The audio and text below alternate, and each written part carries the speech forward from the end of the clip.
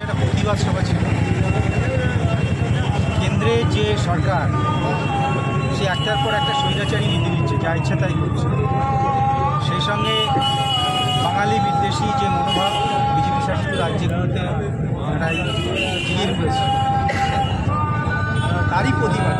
অর্থাৎ কেন্দ্রের সরকার voter list থেকে, বিশেষ করে বাংলায় এখানে যারা বিজেপি করছেন সেই বিজেপির নেতারা বাংলার ভোটার লিস্ট থেকে প্রায় 1 কোটি ভোটারকে বাদ দেওয়ার কথা তারা বলছে, বৈধ ভোটার। এটা আমরা মানব না।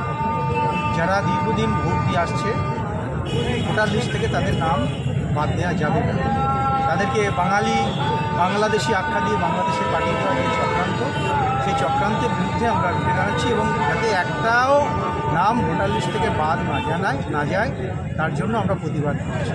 এবং সেই সঙ্গে যে বাঙালিরা যখন বিভিন্ন বিজেপি শাসিত রাজ্যে যাচ্ছে, সেই রাজ্যে আমাদের বাঙালিদের হেনস্থা করা হচ্ছে, বাংলা ভাষার অপমান করা হচ্ছে। অথচ যে বাংলা একদিন ভারতবর্ষের পথ দেখিয়েছে, যে বাঙালিরা স্বাধীনতা আন্দোলনে অগ্রণী ভূমিকা নিয়েছিল, সেই বাংলাকে অপমান, সেই বাঙালিদের অপমান বাংলার মানুষ সহ্য করবে।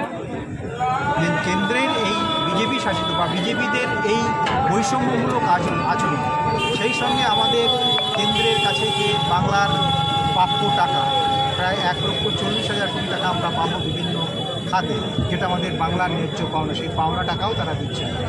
এই সমস্ত বঞ্চনার বিরুদ্ধে, শোষণের বিরুদ্ধে, বৈষম্যবাদের বিরুদ্ধে আমাদের লড়াই, আমাদের প্রতিবাদ।